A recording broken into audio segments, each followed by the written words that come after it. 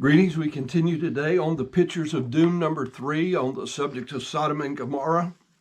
We're ready to look at the second major point, having considered the place. Now we're going to look at the pollution. Genesis chapter 19, verses 1 through 13. We simply read it as the facts that God has recorded. And there came two angels to Sodom at even, and Lot sat in the gate of Sodom. And Lot, seeing them, rose up to meet them, and he bowed himself with his face to the ground. And he said, Behold now, my lords, turn in, I pray you, into your servant's house, and tarry all night, and wash your feet, and rise you up early, and go on your ways. And they said, Nay, but we will abide in the street all night. And he pressed upon them greatly, and they turned in unto him, and entered into his house, and he made a feast, and did bake unleavened bread, and they did eat. But before they lay down, the men of the city, even the men of Sodom, compassed or surrounded the house round, both young and old, all the people from every quarter. And they called unto Lot and said unto him, Where are the men which came into thee this night? Bring them out to us, that we may know them. And Lot went out the door unto them, and he shut the door after him, and he said, I pray you, brethren, do not so wickedly. Behold, now I have two daughters, which have not known man. Let me, I pray you, bring them out to you, and do ye to them as good as in your eyes. Only unto these men do nothing, for therefore came they under the shadow of my roof. And they said, Stand back. And they said again, This one fellow came in to sojourn, and he will needs be a judge. Now will we deal worse with thee than with them? And they pressed sore upon the man, even Lot, and came near to break the door. But the men put forth their hand, and pulled Lot into the house to them, and shut the door. And they smote the men that were at the door of the house with blindness, both small and great, so that they wearied themselves to find the door. And the men said to Lot, Hast thou any here besides, son-in-law, and thy sons and thy daughters, and whatsoever thou hast in this city, bring them out of this place.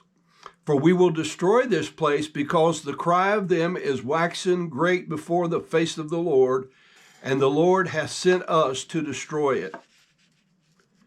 Romans 1:21 says, Because that when they knew God, they glorified him not as God, neither were thankful, but became vain in their imaginations, and their foolish heart was darkened, professing themselves to be wise.